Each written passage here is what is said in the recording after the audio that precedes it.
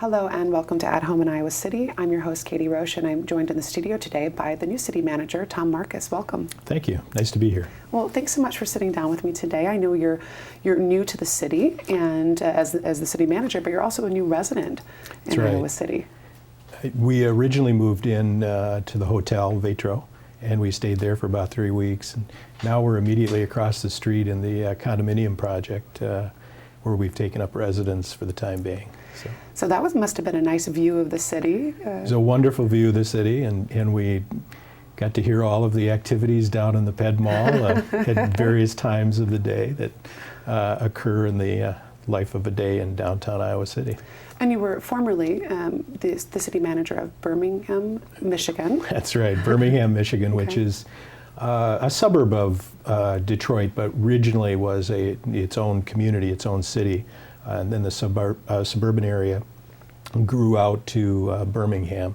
So it has a lot of similarities to an independent community with its own downtown and beautiful old neighborhoods and a very engaged citizenry, just like Iowa City has. So there are some similarities, and they had their challenges similar to Iowa City in the past as well. But quite different. I mean, Iowa City, we don't have a major urban center right around the corner, so that's a little different. A little different. Iowa City kind of serves that nucleus kind of community with maybe even some of its own suburbs around Iowa City, but it's much smaller, and as a result probably doesn't have the same specific kinds of uses and businesses that you might find in a much larger metropolitan area. Right. As a new resident in Iowa City and the new city manager, you're getting acquainted with all the staff and the local nonprofits and just about everything. It must be a lot to take in. Yeah, it's. I look at my schedule every day, and there seems to be something else added on a regular basis, and I'm coming and going constantly, trying to keep up with the different invitations to come and talk to different groups. So. Some have held off, and I've kind of appreciated that, but I also spend my leisure time with my wife walking the community, doing some jogging through the community to get to know the community at a different level as well. Well, that's great. Now, what are some of your impressions of the city staff so far? They've been very positive. Everybody told me that they were very highly thought of, well-regarded staff, and I've found that to be true in every case.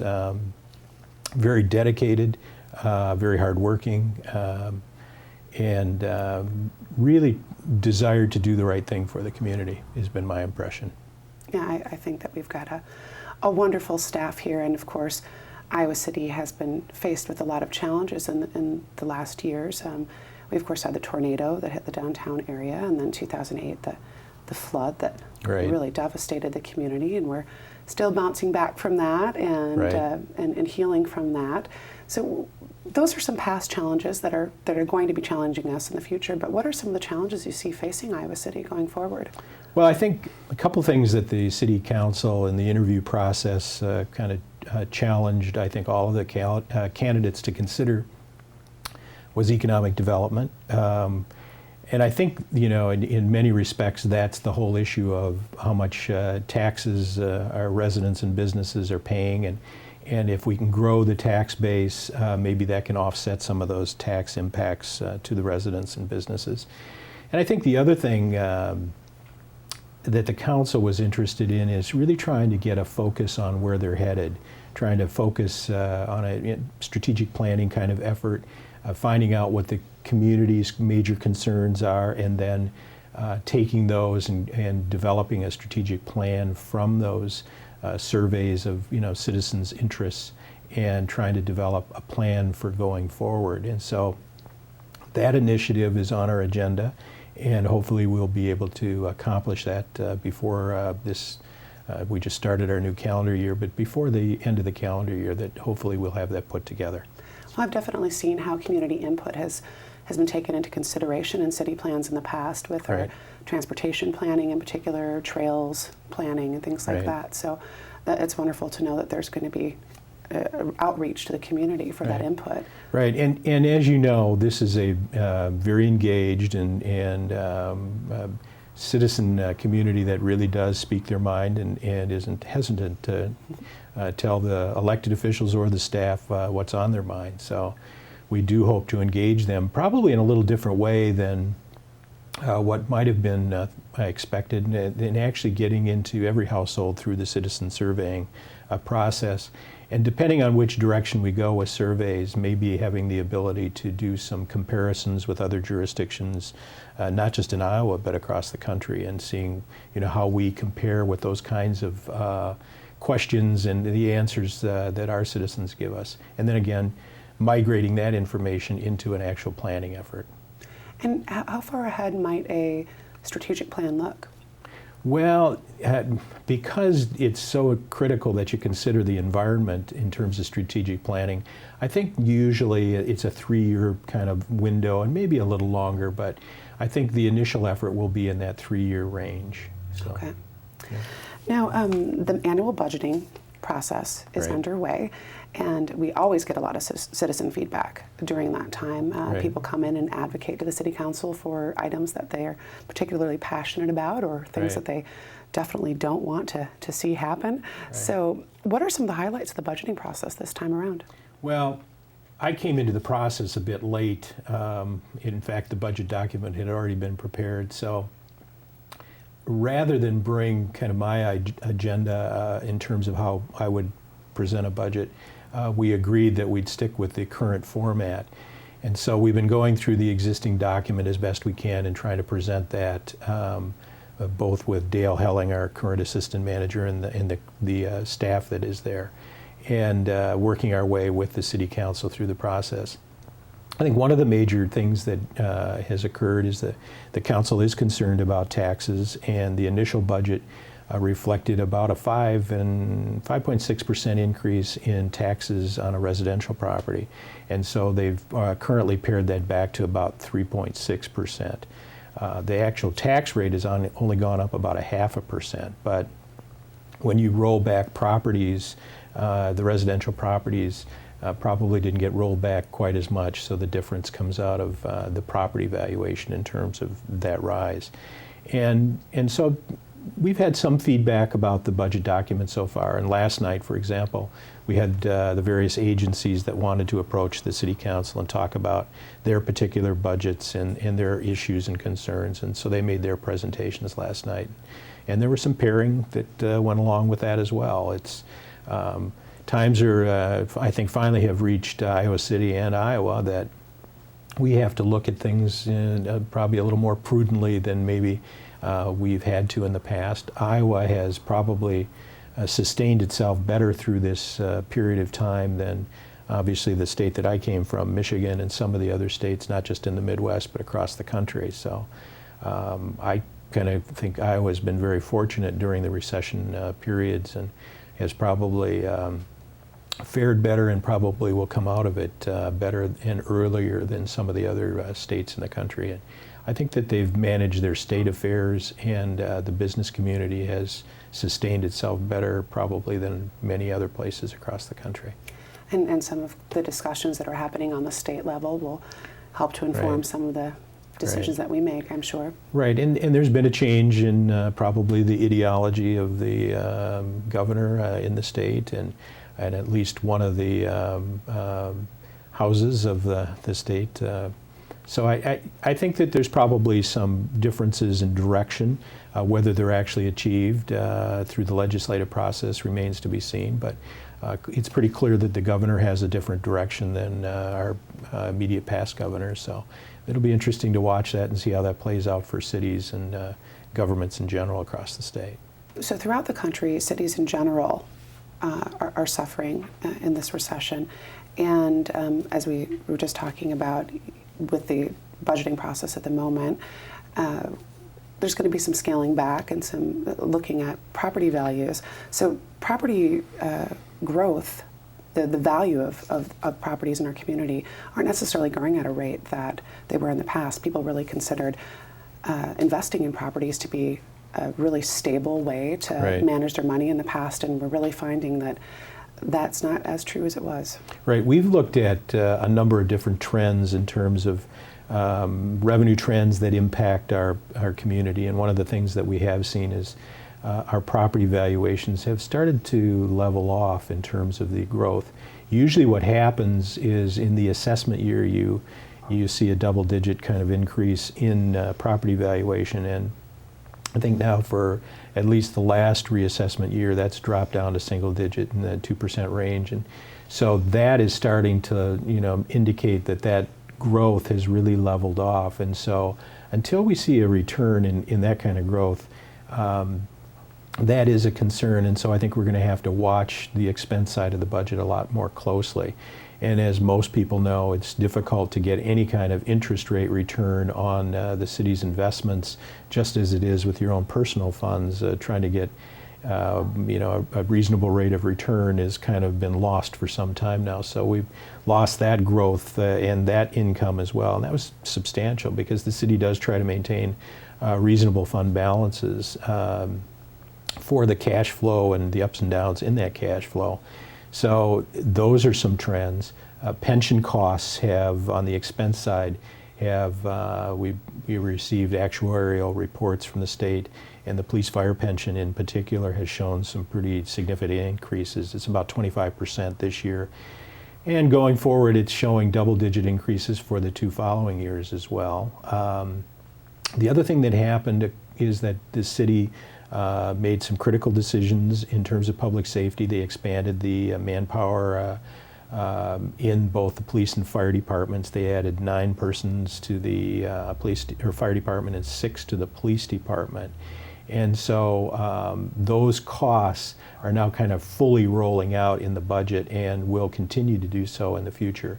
One of the recommendations is a reduction of 1 person each in each of those departments, police and fire. And while that's met with some concern, we fully intend to open up Station 4 and have that staff deployed as we indicated we would from that station. So if there was a concern about that, that's been addressed.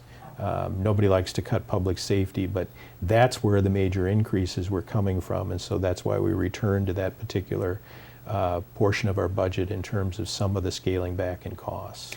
Well, and it seems only natural to look at where the most recent increases were when scaling back. So. Right, but I would also say that the direction from the City Council has been that going forward, they know that I'm bringing different ideas and different approaches and different experiences. And going forward, there's an expectation that we're going to drill down into each of the department's budgets and make sure that we're as productive as we need to be, and look at other cost-saving measures, whether that's deploying technology or different forms of service delivery models. We'll be looking at all those things over the course of the next year. And so hopefully the budget document next year will look very different, and it will respond to some of those concerns of the City Council about tax rates and potential growth in taxes. So they've been very concerned about that, and they've got the message across to me. So. Let's talk a little bit about the relationship between council and the city manager. Sure. Not everyone understands our form of government, right, and how that works. So right. How do you see your position in relationship to the city council? Well, the city manager is the chief administrative officer for the city government, so that the manager is responsible under our charter and under state law to manage the day-to-day affairs of our community. So all of the departments, with the exception of the city attorney and city clerk, are actually appointed by the city manager, the chief, the department heads in each of those departments. And so I'm responsible for the day-to-day operations of those departments, making sure that they are delivering the services that they're expected to, through reporting of, from the department heads and from their subordinates. The manager is responsible for the preparation of the budget. Preparation of the agendas comes to the manager's office, special reports, implementation of the policy, making sure that the ordinances and resolutions that define our laws and standards of how we want things done are enforced and taken care of. So it's a pretty all-encompassing role. And the manager then is responsible for reporting back to the city council on our, our regular meeting basis, and maintaining that kind of communication so that the council stays informed. So it kind of blends the best of grassroots politics with our elected city council and professional city manager managing the day-to-day operation of the city. So the council's looking to you for information to help Right, make to guide the decisions city, to inform the city council about different policy initiatives, about recommendations on what direction they may want to take from everything in terms of how we maintain our properties, how we take care of our streets, do we need more parks, how are the parks being taken care of, right to the Ped Mall, and how we relate to commercial businesses in the downtown. So all those issues are constantly on our plate and agenda and being discussed. Well, we're probably going to need to take a break right here, but we'll be right back in just a moment with City Manager Tom Markus. Summer of the Arts is looking for dedicated people willing to serve on the Saturday night free movie series committee. Want to get more involved in the inner workings of the series? This would include helping to choose the movies, planning pre-movie activities, and being responsible for the setup and tear down of the equipment each week. These responsibilities can be split up, but Summer of the Arts needs people who are reliable to make sure the series continues. If you are interested, please email lisa@summerofthearts.org. Welcome back to At Home in Iowa City. I'm here with our guest, Tom Markus, the city manager. Thanks for joining us again. Glad to be here. Let's talk a little bit about downtown development in Iowa City. Because of the flood, there's been a lot of displaced university buildings, and that's created a lot of opportunities to redevelop some empty properties and some properties that have been looking to be redeveloped for a number of years. In Hieronymus Square, where the School of Music is looking to lay down their latest project. Correct. Is a pretty intriguing project. It's going to be a multi-use facility, but with the university as the main tenant. Right. There's two buildings along Burlington, and one the School of Music, and then across the street would be this Hieronymus Square, which is a mixed-use building. There would be, as I understand it, different music functions, School of Music functions in that building. And then upper story would be condos and possibly some office or commercial as well in that building. They would then be connected across the street to the School of Music.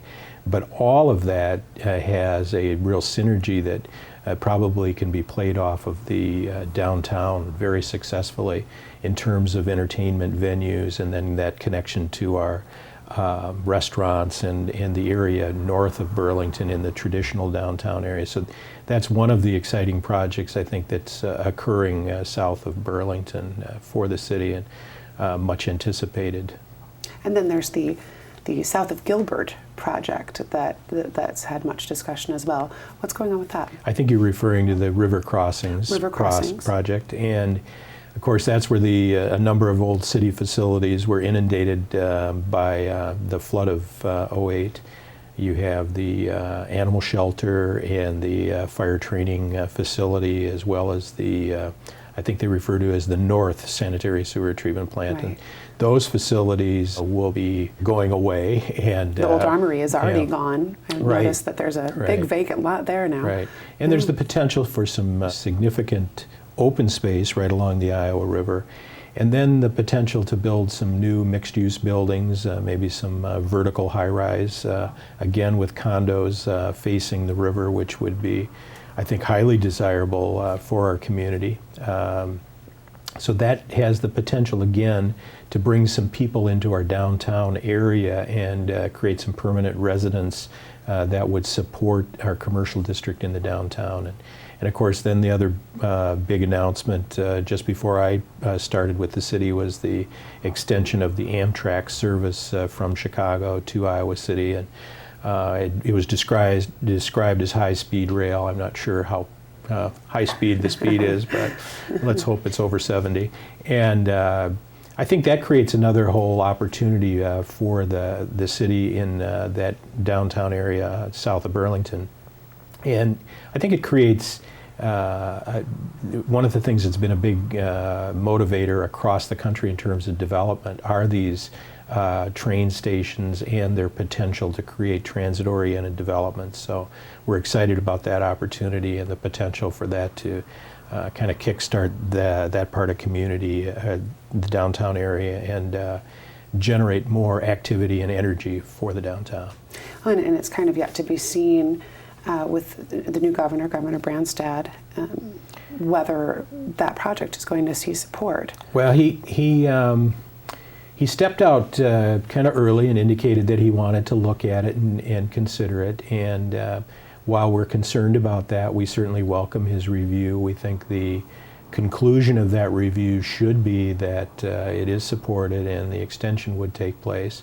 I think they're concerned, the state's concerned, like all of us, about fiscal matters. And there's an operating cost to the trains after they're located here that the state would have an obligation to take care of. So I think that they want to drill down into that and make sure that they can support that. But I would contend that there isn't any form of transportation, whether it be automobile or plane or train, that doesn't have some level of subsidy from some level of government. And in the case of automobiles, it has subsidies at all levels of government, local, county, state, and national, federal government. So I think that if that's the issue, I think that we can certainly prove up the value of transportation over the rails, and hopefully they will see that as well in our discussions with the state. Well, some of the initial studies went into some detail about the number of jobs that would be created, the number of tourists that would hopefully come through, and it'll be interesting to see what more information will be uncovered as it's looked into. I'm completely confident that transit-oriented development will likely take place here just as it has throughout the Chicago metropolitan area, where train stations have been expanded to, and the corresponding mixed-use type development, both commercial, office, and residential, has been substantial. And so Iowa City, we really think, would be benefited tremendously with this station location here in town. And of course, the local Chamber of Commerce here, the Iowa City Coralville Area Chamber of Commerce. Right. They've picked up the banner. That's right. And they are very supportive, and we are very appreciative of their support for this project. And they're taking the lead in helping us coordinate the efforts to successfully accomplish this. I think they saw very early on the benefits of train extension to our city, and I'm pleased that they did that, and pleased that they're continuing to pursue that.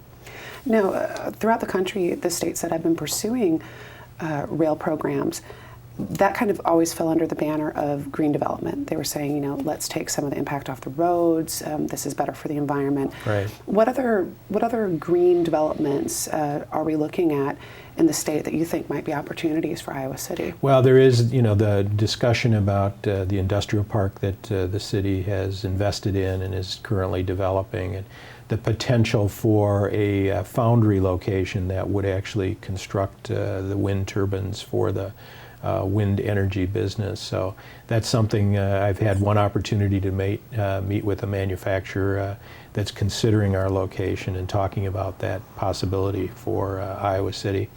So that's one foray, I suppose, into the green movement.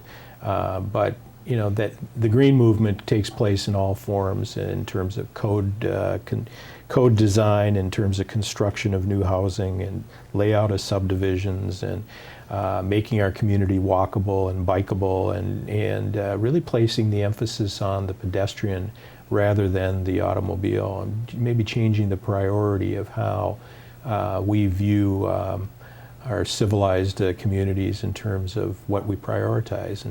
And I think that walkability is a major attraction for a downtown, specifically like ours here in Iowa City, that makes it a desirable place. And you have the college, the university right next door, and so the students are walking through all the time. Hopefully the community picks up their cue and also participates at the same level in making our place more walkable. Oh, and in recent years, J.C. Cog has done some great surveys to kind of find out where the community's interest is in terms of developing trails and biking and walking. And I thought one of the really amazing recent developments was this e-bongo. Right. Yeah, Right. It's a way to encourage everyone in Iowa City to use the local transit system and use the transit systems in tandem with each other. So Right. the CAM bus, Coralville bus system, and the Iowa City bus system, and it gives you real-time GPS locations Right. of the buses. I Yeah. mean, this is wonderful. Right, and I think that's just another application of technology that is making our lives a lot better and making us more efficient in terms of the different services that we can use. And I expect that you're going to see those things morph into more parts of our municipal operation as time goes on too. And quite frankly, we have to deploy technology as well as any organization or any business does, just to make our operations efficient and be able to maintain the types of services and operations our public expects without necessarily rising property taxes and increased costs of maybe the more traditional way of delivering certain services. So technology is always something we have to keep in mind and be willing to consider in terms of its deployment in our operations. Well, Tom, thank you so much for sitting down with me today. Sure. I hope to have you back here on the show soon and often and get Good. some great updates from City Hall. Great, look forward to it. And welcome to Iowa City. Thank you, glad to be here.